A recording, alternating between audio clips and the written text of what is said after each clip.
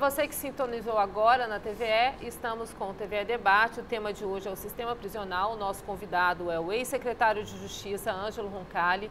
E neste bloco nós vamos falar um pouquinho de ressocialização. Porém, antes de entrar nesse tema, a gente vai dar a palavra para o jornalista Geraldo Nascimento, que vai dar continuidade ao tema do bloco anterior. Exatamente. No bloco anterior, o Cacá fez uma pergunta que terminava pedindo uma opinião sobre medida alternativa. Eu queria incluir, acho que tem a ver com essa questão, que o Espírito Santo hoje tem em torno de 42% aí de superlotação ainda nos presídios. O senhor falou muito da entrada e saída de presos, e isso de certa forma acende um sinal de alerta para alguns agentes. Eu queria saber que tipo de alerta esse nível de superlotação acende para o governo e também para os outros agentes, e de que modo essa questão de medidas alternativas e a própria ressocialização pode contribuir para isso e para resolver ou ajudar a resolver esse problema. Bom, Geraldo, as penas alternativas são fundamentais, mas ela é aplicada antes da pessoa ir para a prisão, né? O Espírito Santo tem uma experiência boa de penas alternativas, né? Eu digo assim, o preso que está na pena alternativa, termina ele não chegando na Secretaria de Justiça, ao sistema prisional, né? Porque o juiz já aplica aquela medida antes de ocorrer, na sua maioria dos casos, de ocorrer o encarceramento daquela pessoa, a prisão daquela pessoa, né? Então, tem que continuar, porque se não se valorizar a pena alternativa, a tendência é que aumente o número das pessoas presas, né? Então, isso é fundamental. Agora,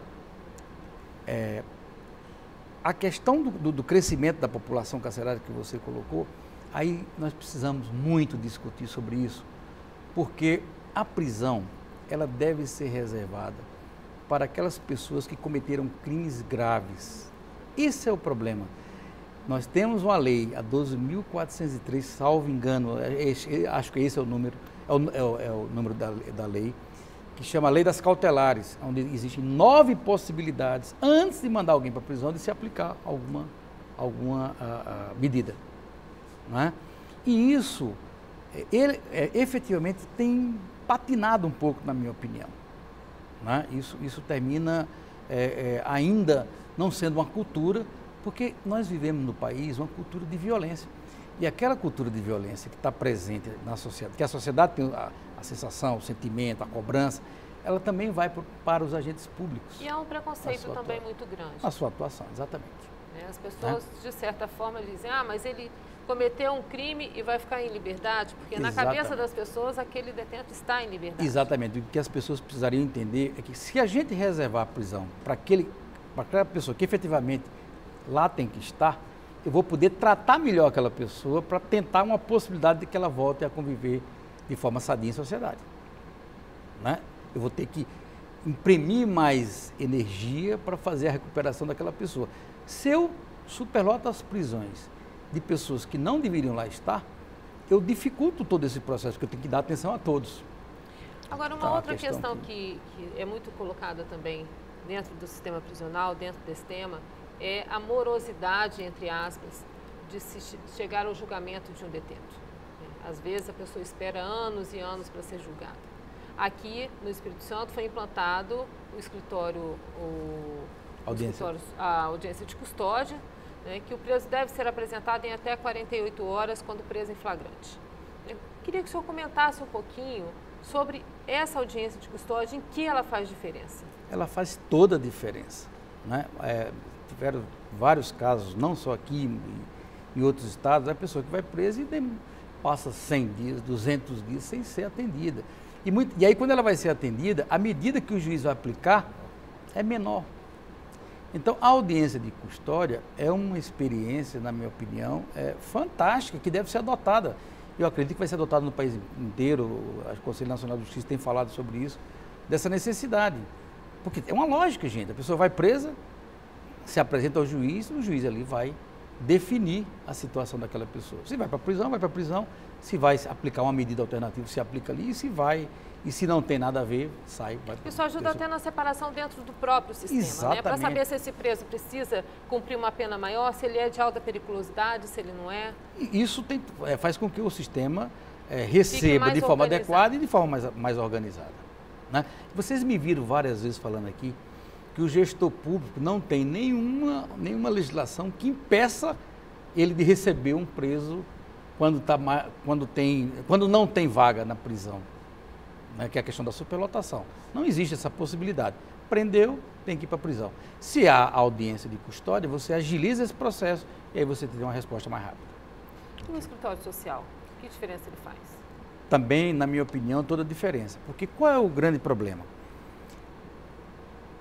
A complexidade que você tem de tratar do tema penitenciário, ela é muito grande, porque você vai tratar de falhas que aconteceram na vida daquela pessoa, seja por a ausência do processo educacional, seja a ausência do trabalho. Então você tem que, de alguma forma, resgatar tudo isso para que essa pessoa possa, de alguma forma, voltar ao convívio social após cumprir sua pena.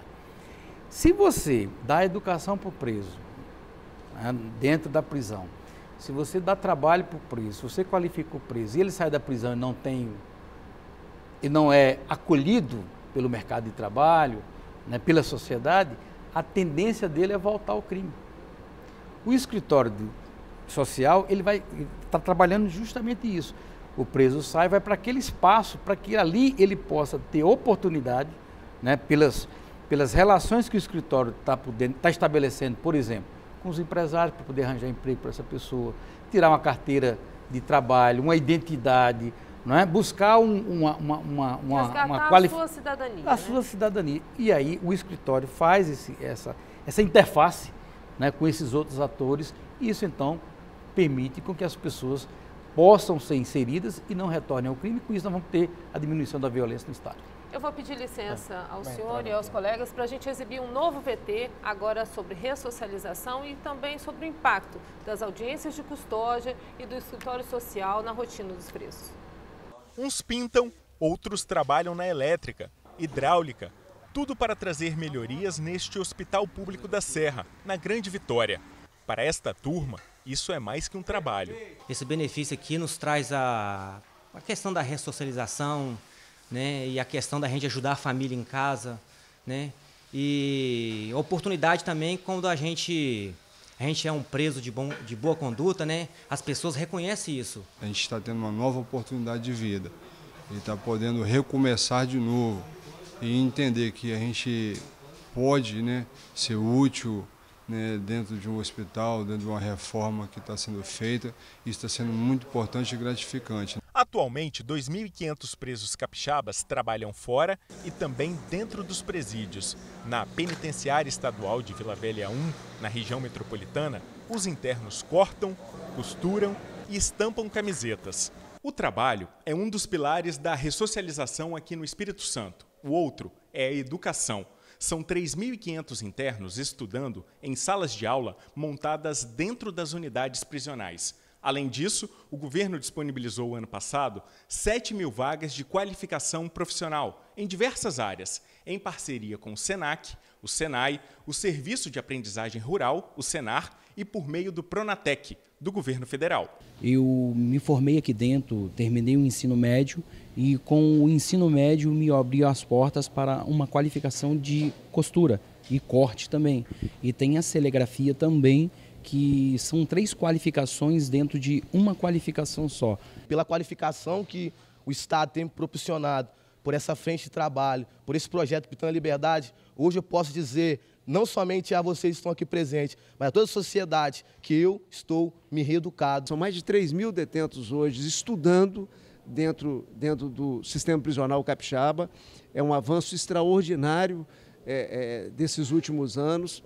Quer dizer, estão estudando, estão trabalhando, estão aprendendo profissões, tem uma porta de entrada organizada com as audiências de custódia, tem uma porta de saída sendo organizada com o escritório social. Com isso, nós vamos diminuir a reincidência, nós vamos fortalecer a cultura da paz, nós vamos ter um Espírito Santo cada dia mais tranquilo e melhor, que eu acho que é o sonho de todos nós capixabas.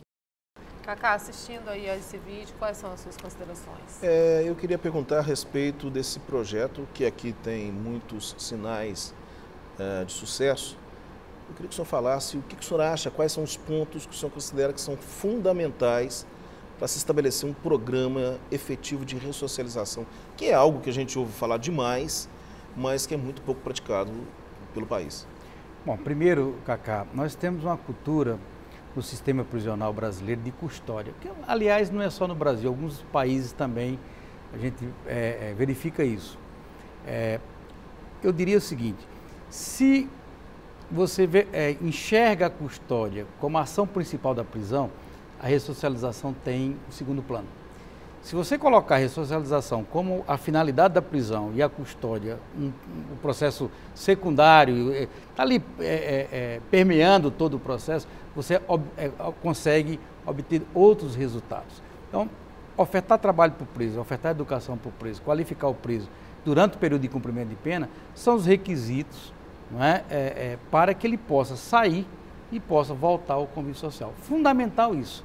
Não é? Então, aqui no Espírito Santo, tem aumentado o número de presos estudando, né? Isso é importante. Eu sempre dizia o seguinte, o trabalho é fundamental que ocorra dentro da prisão, porque a nossa lei, ela estabelece o processo de cumprimento de pena, ele é progressivo.